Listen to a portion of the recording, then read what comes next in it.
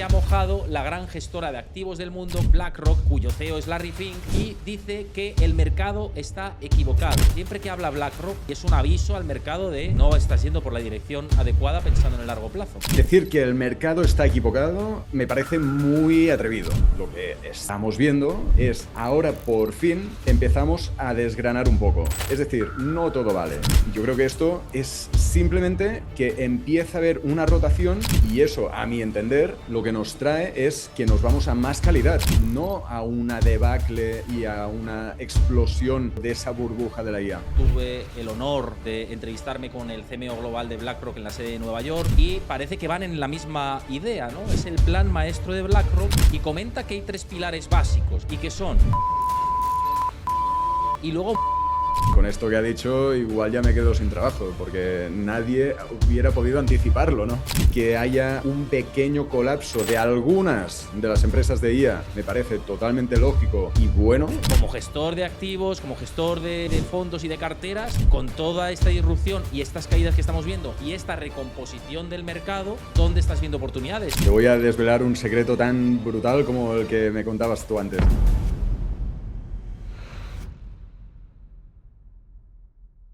Bueno, y por aquí con todos nosotros, como decía, mi querido amigo Robert Sanz, gestor en Creand, para hablar de cómo están los mercados. BlackRock desvela su plan maestro y dice que el mercado está equivocado. Vamos a desgranar esto, cómo está, oportunidades de bolsa, el private equity, las ventas en el software. Bueno, muchas cosas de las que hablar, Robert. Buenas tardes, gracias por la invitación, como siempre. Tenemos un montón de cosas y, de hecho, yo creo que todas muy relacionadas, pero es más aún, relacionadas con muchas cosas que ya habíamos estado anticipando, yo creo. Efectivamente, sí. Ahora iremos al hilo de todo esto, pero antes, lo digo para los amigos de YouTube que vean el vídeo, que esto lo publicaremos a posteriori, como bien sabéis, en YouTube, que la manera de apoyar este tipo de contenido, la información que trasladamos, el análisis, los invitados, todo lo que traigo aquí en el canal, no te cuesta nada dejar ahí un me gusta para apoyar el contenido. Yo estaré muy agradecido contigo, así que deja ahí tu like, comenta también cómo ves esto, ¿estás de acuerdo con BlackRock? ¿No lo estás? Sobre todo con lo que vamos a comentar, con la economía, ¿estás comprando en caídas? Déjamelo ahí en comentarios, que me interesa saber tu opinión, y también suscríbete al canal y activa la campanita para tener el recordatorio cada vez que publico vídeos en el canal. Bueno, y dicho esto, vamos al meollo de la cuestión, porque siempre que hablan las grandes gestoras de activos, pues merece nuestra atención, y ahora se ha mojado la gran gestora de activos del mundo, que es BlackRock, cuyo CEO es Larry Fink, y dice que el mercado está equivocado. Y dice que el mercado está equivocado en relación con el software, que ha tenido una ola de ventas realmente brutal y que quizá hay que estar en contra de lo que está haciendo la masa, que mientras el Nasdaq titubea con el software, a lo mejor están surgiendo oportunidades y es momento de gestionar la cartera de otra manera. No sé cómo ves esto, porque siempre que habla BlackRock, yo creo que merece nuestra atención y es un aviso al mercado de no estás yendo por la dirección adecuada pensando en el largo plazo. Sin duda, siempre tenemos que tenerlo en cuenta, aunque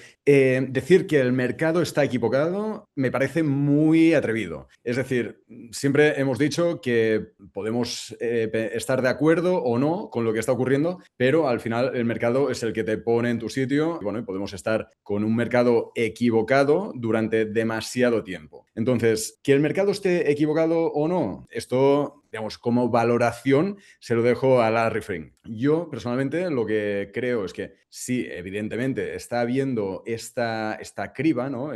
Por eso te digo que lo hemos comentado varias veces, esta criba en lo que estábamos diciendo los últimos meses, si era burbuja o no burbuja de la IA. Lo que estamos viendo, lo que considero que está ocurriendo, es ahora por fin empezamos a desgranar un poco. Es decir, no todo vale. En el mundo de la IA no todo va a valer. Entonces, ahora lo que estamos haciendo como mercado es quedarnos con aquellas cosas que realmente valen la pena, que realmente valen lo que se está pagando. Por lo tanto, yo creo que esto es simplemente que empieza a haber una rotación y eso, a mi entender, lo que nos trae es que nos vamos a más calidad, no a una debacle y a una explosión, por así decirlo, de esa burbuja de la IA. Mira, por desgranar un poco lo que dices, que además sabes que estoy bastante de acuerdo contigo y solemos estar en sintonía, esto al final es más charla de amigos porque estamos de acuerdo, ¿no? Generalmente en muchísimas cosas, ¿no? Pero por desgranar en lo que dice BlackRock con respecto a esto, esto, comenta en su último informe, del que me hacía eco en mi cuenta de X y que lo tenéis ahí en exclusiva, que tanto semiconductores como hardware avanzan, y pregunta ¿por qué? Dice, porque el mercado está pasando de la promesa a la infraestructura. La IA ya no son aplicaciones y copilot, sino son centros de datos, son chips, es energía, son las redes, es el CAPEX real, y eso cambia dónde se concentra el flujo de dinero. BlackRock señala que los grandes hiperescaladores siguen gastando con fuerza y que ahí pues es algo donde poner el foco. Claro, ahora tú crees que el mercado está empezando a cocinar esto, a discernir y a diferenciar el grano de la paja y ver lo que se va a meter un piñazo de lo que igual está ante una gran oportunidad pensando en el futuro. Sin duda. Es decir, ahora mismo lo que hemos tenido, o los últimos meses, vamos a decir, el último año, lo que hemos tenido es el boom de la idea de la IA. Es decir, teníamos un montón de empresas que salían cada cual con un sistema, con un software mejor que el otro. ¿Qué ocurre? Hemos visto y sabemos perfectamente que para generar toda esa IA, evidentemente hace falta tener toda una infraestructura detrás. Es lo que decíamos, ¿no? El problema no está en el desarrollo, sino en la infraestructura. Necesitamos una capacidad energética, una capacidad de suministro de hardware brutal para que todo eso se pueda mantener. ¿Por qué está subiendo Nvidia? Nvidia, a ver, todos lo sabemos, lo que hace son semiconductores que sirven para hacer esa IA. Por lo tanto, ahora no nos puede sorprender el hecho que estemos hablando que es necesario tener un buen hardware para desarrollar la IA. Dicho esto, lo que está ocurriendo es, vale, perfecto, han salido al mercado varias empresas, decenas de empresas, vamos a decir, que todas hacen algo similar. Unas lo harán mejor, otras peor, otras, digamos, unas enfocadas a un tipo de generación de IA y otras a otro totalmente distinto. Ahora bien, todo eso se tiene que mantener. Lo hemos dicho alguna vez, tenemos que entender quién va a ser el que monetice, el que se quede en el mercado. Lo que tiene por detrás toda esa IA es una cantidad de costes brutal. Entonces, ahora mismo lo que tenemos es, de todos esos players, habrá unos que se podrán mantener allí y otros que no. Con lo cual, lo que es el software empieza a tener una criba y nos vamos a buscar ese hardware e incluso esos suministros que serán lo que hará posible que la IA funcione. Total con esto que dices, y además a mí también me gusta ver no solo lo que hace el research de BlackRock, que es interesante, sino lo que plantean hacer en términos estratégicos, ¿no? Y cuál es el plan maestro que está detrás de BlackRock, porque lo están comentando en diferentes medios de comunicación. Yo tuve el honor de entrevistarme con el CMO global de BlackRock en la sede de Nueva York, pronto saldrá esa entrevista en el Forbes Fans de abril, y parece que van en la misma idea, ¿no? Es el plan maestro de BlackRock, que es el siguiente, y hablan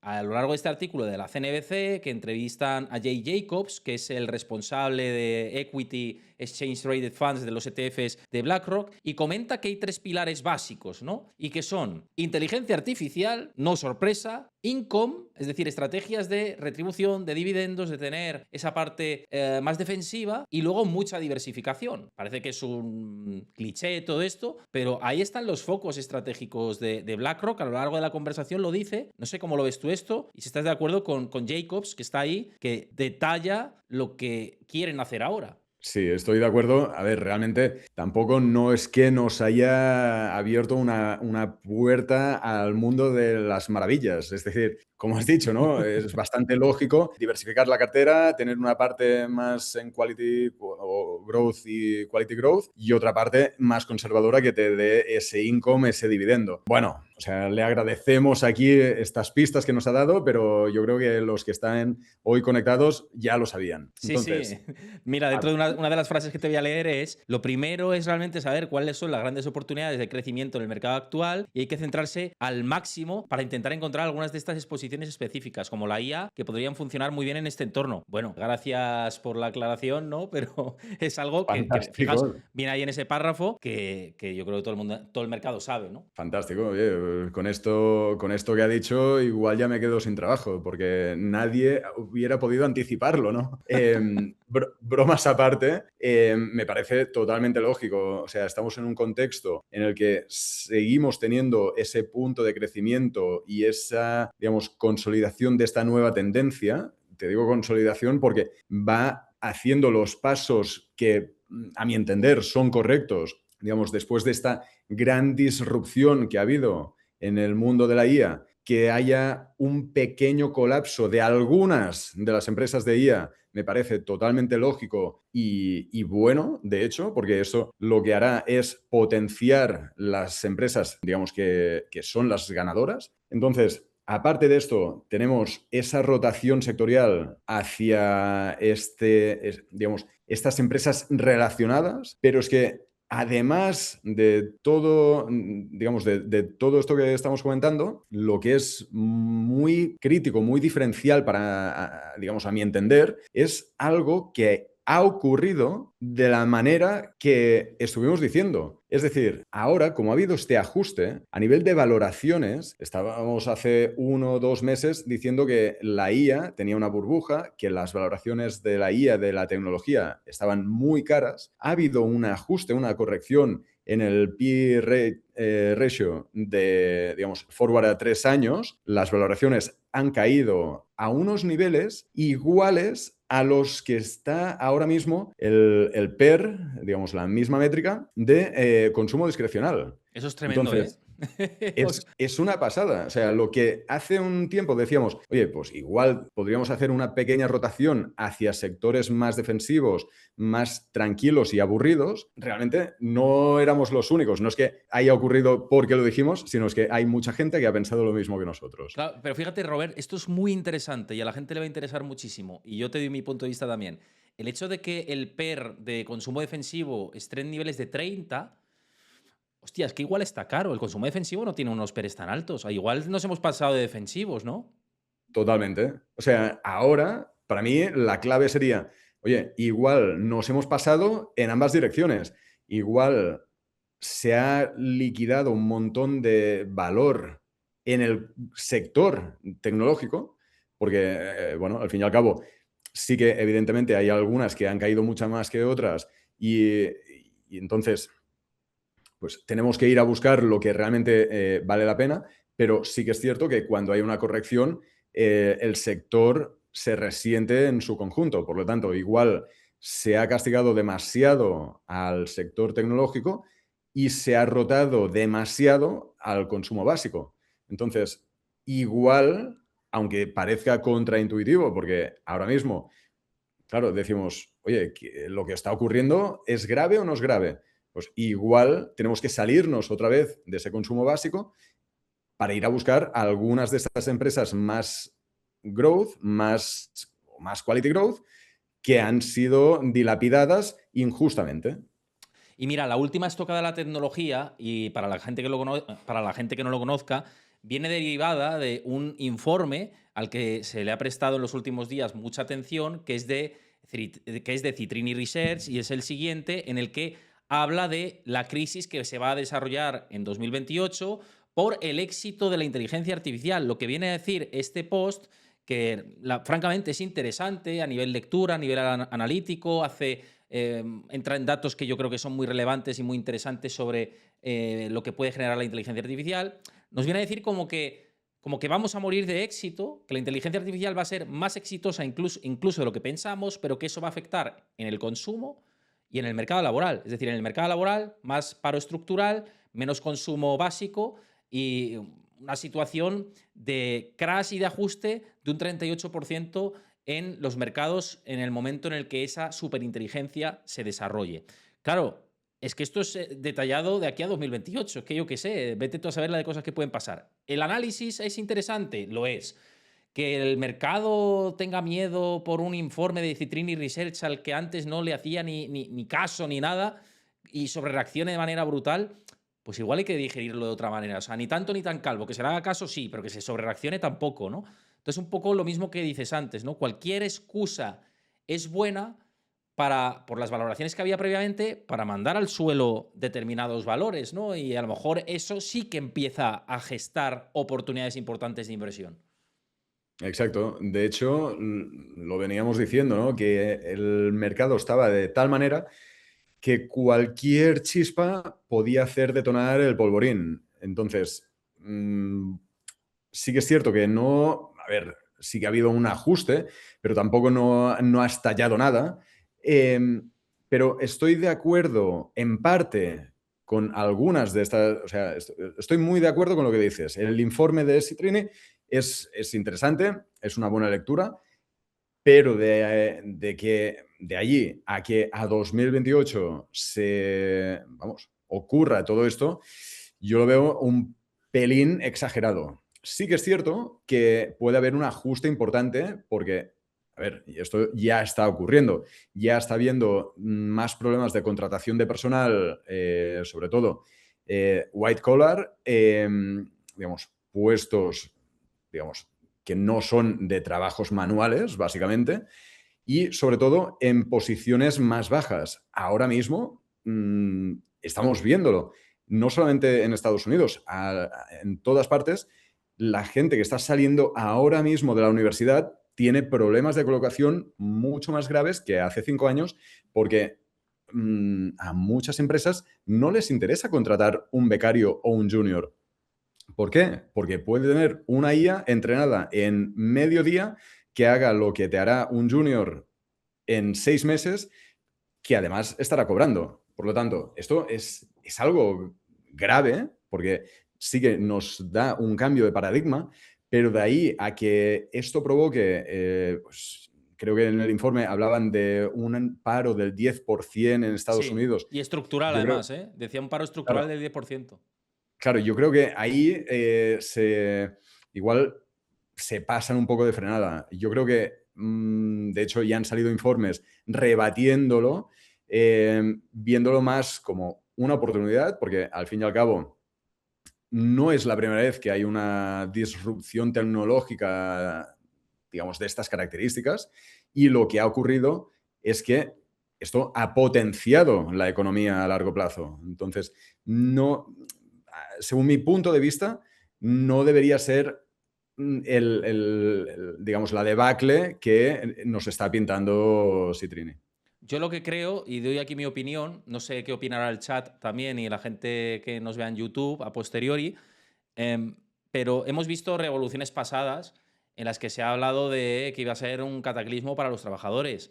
En la misma revolución industrial del ferrocarril se pensaba bueno, pues que la gente que trabajaba en fábricas iba a perder su trabajo y ya iba a haber un paro estructural gigantesco. En la revolución de Internet, tres cuartos de lo mismo. No digo que la inteligencia artificial no sea un mayor desafío que las dos revoluciones anteriores, que yo creo que sí que es un mayor desafío que las dos revoluciones anteriores, pero de ahí a pensar que no vamos a trabajar de nada, no lo creo. Yo pienso que se transformará el mercado laboral. Pienso que también deberá redistribuirse la riqueza de otra manera, ¿no? Y que el consumo no se frenará en seco porque haya unas empresas que ganen mucho. Al final la economía es un todo, tiene que haber dinamismo, si no la secas, ¿no? Por mucho que haya mucho dinero en cuatro manos, ¿no? Al final tiene que fluir, si no te secas una economía. Entonces se pondrán remedios y pienso que va a ser un desafío para muchos puestos de trabajo, pero se abrirán otras ventanas, se cerrarán puertas, pero abriremos otras ventanas. Y esto es mi opinión, con el Ujú. desconocimiento que tengo tecnológico y no soy un ingeniero en telecomunicaciones, experto en IA, pero sí que he visto revoluciones pasadas en las que se hablaba de apocalipsis y simplemente hubo una reordenación y una transformación, ¿no? De hecho, hace meses de lo que se estaba hablando o lo que había leído, se hablaba más de la era de la superproductividad que no de esta, digamos, de esta fase destructiva en el que, pues esto, tendremos que ir todos a aprender oficios de toda la vida porque todo lo demás lo harán, pues, las máquinas y los ordenadores. Entonces, yo creo que, o sea, yo personalmente estoy más posicionado en una idea de superproductividad. Lo que podemos llegar a tener es un crecimiento mucho mayor que el que hemos tenido, digamos, el crecimiento prácticamente lineal. Sí que, digamos, a lo largo de la historia, todo el crecimiento va marcando una tendencia exponencial, pero los últimos años quizás diríamos pues, más lineal. Mm. Yo creo que lo que nos trae una tecnología de este tipo es tener ahí digamos, darle un boost, ¿sabes? Darle al botón del nitro y tener ahí un crecimiento espectacular, porque al final la reducción de costes, que evidentemente, como te decía, en el ejemplo del junior o el becario que sale de la universidad, es un problema, pero al final el tema es ajustar esto Y igual aquí lo que tenemos es que este cambio estructural ha sido muy rápido, pero cuando lo veamos en un plazo de 3, 5 años, ya tendremos esa capacidad de adaptación que nos puede llevar a hacer ese salto, ¿no?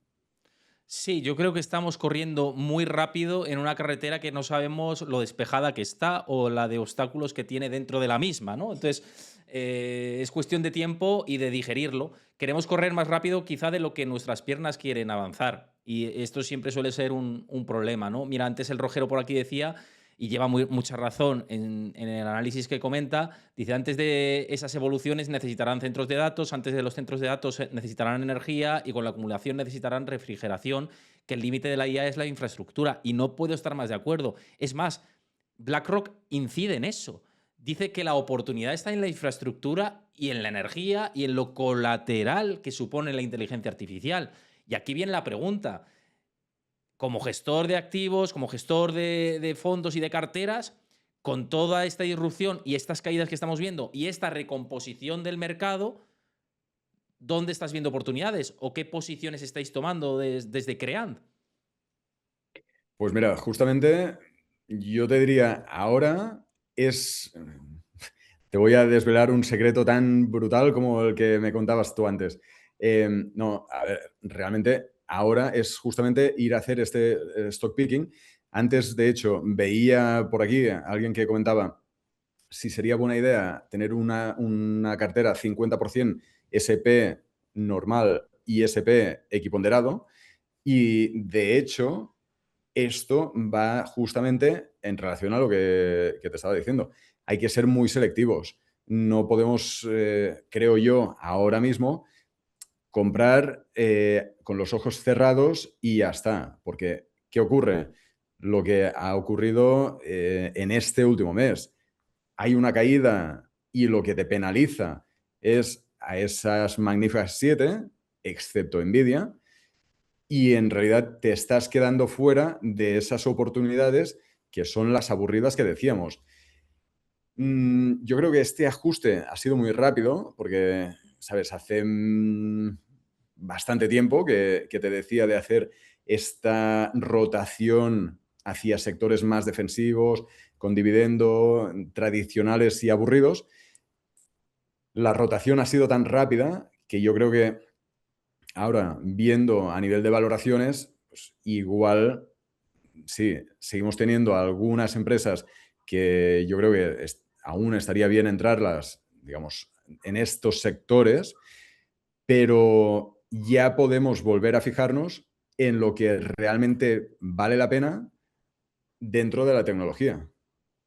Sí, y además es que con tanta penalización, lo que hemos dicho antes, hay tanto ruido que hay que saber ser buen stock picker en este entorno, ¿no? Si te centras en sector tecnológico. Y luego, que estamos muy obsesionados en Estados Unidos. El mainstream está súper obsesionado en Estados Unidos. Y a lo mejor Europa tiene buenos segmentos y buenas empresas que pueden hacerlo muy bien y encima te diluyen del efecto del dólar que no sabes si va a tener un sesgo más bajista o menos este año. Los emergentes, o sea, los emergentes. Yo hace poco, y esto te lo comparto, que creo que no te lo había dicho, hace poco he tomado posición en Brasil, me parece que es un mercado que lo puede hacer muy bien, con mucha exposición al ciclo de materias primas, el real lo puede hacer muy bien también comparativamente con el dólar, todo lo que es commodity pienso que está fantástico, la energía puede correr algo más, por lo que hablamos antes de la inteligencia artificial. Entonces, no sé, Estados Unidos es verdad que es el principal mercado y creo que hay que tener una parte core muy fuerte dentro de Estados Unidos. O sea, yo solo compro y yo sé que todas las gestoras están en eso y yo lo comparto, pero que a lo mejor hay que diversificar con algo más de peso hacia otros mercados que antes estaban muy castigados. Y a lo mejor es el despertar fuerte de los emergentes. No sé si vosotros también estáis viendo ahí nicho importante. Sí, sí, yo te diría, o sea, estamos viendo no solamente por zona geográfica, sino también, evidentemente, por sector. De hecho, ahora el equipo de fondos está justamente en análisis de propuestas de emergentes, propuestas en sector salud, biotecnológico. Realmente estoy muy de acuerdo con lo que dices de parece que siempre estamos obsesionados con 10 empresas del SP 500. Y el mercado es tan amplio que siempre hay oportunidades. Lo que pasa que, pues evidentemente, no nos fijamos tanto y entonces pasan desapercibidas. Pero es ahí donde se está generando el valor. Es por eso que te digo muchas veces, a mí, ¿qué es lo que me gusta del private equity en comparación al equity cotizado? Pues que tenemos a esos gestores que van a crear el valor. No solamente analizar y esperar que el mercado lo ponga en su sitio, sino tener a alguien que se ponga dentro de la empresa y haga, pues, ese activismo y esa gestión para posicionarla en otro nivel. Oye, Robert, ya que hablas de private equity, una pregunta interesante que se me viene a la cabeza. Esta semana ha sido muy sonado el sector, ¿no? El sector del crédito privado, el sector del private equity, todo lo no cotizado. Y es porque Blue Owl ha cancelado reembolsos y vemos cómo, comparativamente con el SP 500, pues se ha metido un descenso bastante importante. Y esto ha generado bastante ruido. Desde el 2008 no se veían señales de este tipo. Muchas dudas en el sector. Si vemos comparativamente con otras firmas de private equity, que las tengo por aquí, también la tendencia es bastante bajista. Vemos Apollo cayendo, Ares Management, Blackstone, KKR, TPG. No sé, tú lo vives esto muy de cerca. No sé si te parecen descensos normales dentro de lo que es el ciclo del capital privado o hay algo hay algo más de fondo, porque mismamente Lerian decía que esto es el canario en la mina, ¿no? Que esto puede ser una señal peligrosa. No sé si estás en desacuerdo con él. Te lo digo porque tú lo conoces muy bien, eres experto dentro de este sector. Entonces, ¿cómo estás viendo estas noticias tú? Mira, para mí, de momento, esto no es preocupante. Sí que, a ver, que haya algún fondo puntualmente que tenga que cancelar reembolsos otra vez de manera puntual, porque hay muchas veces que, oye, esto ocurre en cualquier tipo de fondo, por lo que sea, circunstancias, cambios políticos, de lo que sea que está invirtiendo el fondo, puede ser que haya un momento en el que, oye, se tenga que hacer una congelación de salidas justamente para no provocar un miedo. ¿Que ahora haya ocurrido esto? A ver, evidentemente no te voy a decir que es la mejor situación, no es algo que nadie quiera, pero no es algo a priori preocupante. Que haya caídas relacionadas con ello, a mí lo que me indica es algo que llevo tiempo pensando, es que la democratización de los mercados privados es algo muy bueno. Te lo digo de otra manera, es algo muy bueno si se entiende perfectamente lo que se está haciendo. Es Claro, decir, claro. te pongo ese condicionante porque yo creo que los mercados privados son algo que se puede incorporar a una cartera para darle diversificación, para darle estabilidad, etcétera. Pero siempre, aunque el mínimo de entrada sea muy bajo, se tiene que entender perfectamente qué es lo que se está haciendo y en qué se está invirtiendo. Entonces, yo creo personalmente que en los últimos tiempos se ha hablado muchísimo de la democratización de los mercados privados, pero no se ha hecho una tarea de educación suficiente como para que todos los inversores que están entrando ahora en este tipo de activos sean conscientes de lo que eso conlleva. Entonces, que haya ocurrido esto, para mí no es un problema, no es algo de echarme las manos a la cabeza. Que haya ocurrido por este motivo que te digo, sí que es algo preocupante. Ahora bien, seguimos teniendo en cuenta que la mayoría de los activos que están en capital privado son de inversor profesional y, bueno, se está empezando con esta tendencia de la democratización, pero a nivel de volúmenes aún no representa algo que pueda ser realmente peligroso. ¿Sabes cómo creo que hay que tomarse el capital privado, salvando las distancias, porque no es una comparativa pura y exacta?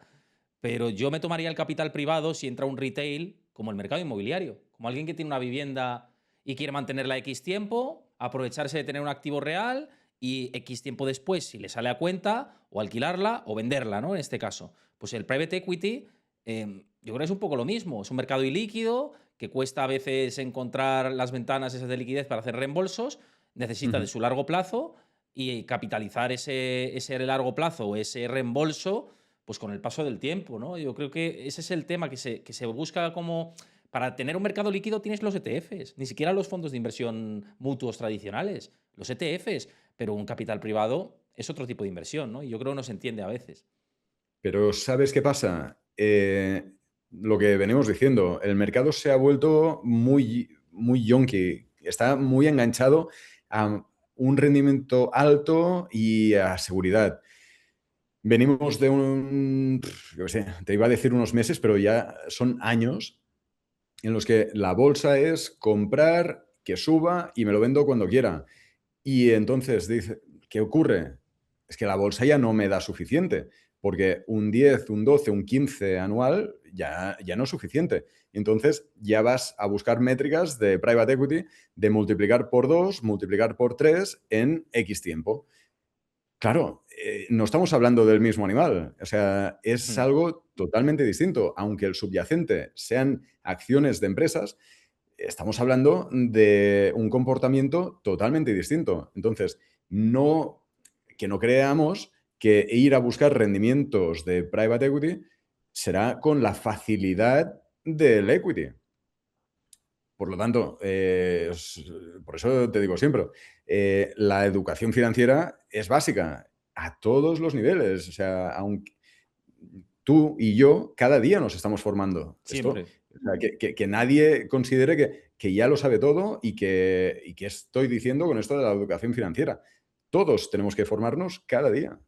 Hablando de educación financiera, quería tocar un último tema contigo, Robert, que está en boca de mucho inversor minorista y que está saliendo mucho en los titulares. Y es lo siguiente, y alguna risa va a salir por aquí también, y es que dicen el Bitcoin, bueno, Bitcoin podría llegar a $0. Los expertos advierten de una espiral de muerte total. Esto lo que pasa es que es una información, entre comillas, que se está lanzando ahora mismo a través de muchos medios de comunicación y de redes sociales y algunos analistas que están apareciendo en medios de comunicación, lanzando la idea de que Bitcoin vale cero y de que se puede ir a ese nivel. Esa noticia que te he puesto, lo digo por contextualizar a la gente y luego ya me dices qué opinas, utiliza como fuente a Michael Barry, que Michael Barry no dice que se vaya a ir a cero, sino que tiene que desinflarse y que va a arrastrar a parte de la tecnología. Puedes estar más o menos o no de acuerdo, pero no dice que se vaya a ir a cero y que vaya a desaparecer. En cualquier caso, no dice esto. De una frase de Warren Buffett que es de hace 1000 años, que dice que Bitcoin no produce nada y tal, bueno, como el oro y otras tantas cosas, ¿no? Pero es una frase de Warren Buffett, que yo respeto mucho a Warren Buffett, pero a lo mejor no tiene razón en todo, ¿no? Eso también por descontado. Y luego utiliza de contrapeso a Michael Saylor. Y ya está, pero no utiliza ni a expertos del sector cripto, ni la institucionalización que se está haciendo en el mundo cripto, ni cómo están incorporándola a las carteras institucionales JP Morgan, BlackRock con sus ETFs, los ETFs de BlackRock, de Fidelity, de grandes gestoras, ¿no? Y cómo cada vez hay más interés institucional en cripto y que llevarlo a cero resulta muy difícil, ¿no? Entonces, yo a mí me parece esto lamentable y publicar este tipo de informaciones simplemente por ganar el clic cuando es falso y sabes que es falso, ya simplemente por el hecho de que ya simplemente por el hecho de que sea un activo especulativo va a llegar a un punto en el que van a querer entrar los grandes patrimonios para generar una espiral hacia arriba, ¿no? Ya simplemente por ese hecho ya sabes que es falso, pero no sé cómo lo ves tú, o sea, ¿por qué esto? Y si de hecho viendo esas noticias, ¿te parece que es oportunidad de ir mirando con más atención Bitcoin? Mira, empiezo por el final. Yo creo que sí, que es un momento de echarle un vistazo. O sea, tenemos esa zona de los $60.000 que está ahí testeando otra vez. Entonces, yo creo que sí, hay que echarle un vistazo porque lo que hemos dicho, tener una parte de cripto, Bitcoin, Ethereum, quizás alguna otra de las, digamos, del top 10 en cartera, a mí me parece siempre un punto para diversificar la cartera totalmente razonable. volviendo a lo que me preguntas sobre el titular, me parece, o sea, me parece muy heavy poder lanzar titulares de este tipo, porque, bueno, al final ahora nos pueden decir que Bitcoin va a valer cero y a principio de 2025 Katie Wood decía que Bitcoin a final de 2025 valdría 2 millones de dólares. A Es que ver, ni tanto ni tanto ni tan calvo, una vez más, ¿eh? Otra vez claro, el populismo barato para arriba y para abajo, ¿no? claro, o sea, si hay que vender titulares, oye, pues hacemos lo que sea. Pero si tenemos que decir cosas con un poco de pies y cabeza, pues está claro, es más aburrido, venderemos menos titulares, pero oye, yo creo que para mí la posición lógica es lo que te decía, tener un porcentaje de la cartera está bien, diversificar está bien, para mí es un activo más. Que vaya a cero me parece totalmente irracional por los motivos que decías tú, pero es que del mismo modo que había la comparación esta de Warren Buffett con el oro, pues te digo ahora exactamente lo mismo. Bitcoin podría valer cero, como el oro podría valer cero. ¿Consideramos que el oro va a valer cero? ¿Es el activo más valioso de la Tierra y va a pasar a valer cero? Oye, pues mira, podría ser, porque al fin y al cabo, eh, a ver, Bueno, funcionamos con oferta y demanda, pero ¿es razonable? ¿Es algo de lo que vayamos a lanzar un titular y considerar que la gente se puede creer esto? Yo, hoy en día, si hablamos de algunas criptos, o sea, tú sabes que siempre yo he sido como muy contrario a todo este mundo de las meme coins y cosas, digamos, sin mucho sentido, como cuando hubo el boom de los NFTs y demás. Ahora bien, que tenemos una nueva tecnología que poca gente entiende, por cierto, que nos permite hacer una trazabilidad brutal, que va a tener un montón de aplicaciones para, otra vez, para trabajos, digamos que hoy en día son mucho más rudimentarios. Yo siempre pongo el ejemplo de los notarios. Sabe mal por quien quiera o quien esté empezando ahora la carrera, ¿no?, de derecho para ser notario luego, porque quizás en unos años la cadena de bloques será suficiente como para, bueno, dar fe que esa transacción ha ocurrido. Por lo tanto, estamos hablando de una tecnología nueva, con un montón de aplicaciones. Ya tenemos un track record, no es una tecnología de hace 3 años, ya no son unos cuantos frikis los que hablan de Bitcoin, sino estamos hablando mm, de instituciones gigantes a nivel mundial invirtiendo. es que ¿Habrá quien me siga diciendo que son tulipanes? Fantástico, pero si los tulipanes duraron 100 años, oye, de momento podemos esperar. no, pero es que al margen, yo cuando estuve hablando con la gente de BlackRock en la sede, a mí me hablaban de la blockchain como algo potente y Bitcoin como un activo a tener en cuenta. Ya no solo que BlackRock posea Bitcoins, que los posee, o JP Morgan o las grandes gestoras, sino que está empezando a haber países que están empezando a tener reserva estratégica de Bitcoin, ¿no? El otro día conocía que Abu Dhabi iba a comprar como 600 y pico millones en Bitcoin. Brasil también iba por esa línea, es decir, hay diferentes países que están institucionalizándolo a nivel del Banco Central, a nivel de estados, ¿no? Y si esto ocurre, va a ser también más vientos a favor para Bitcoin.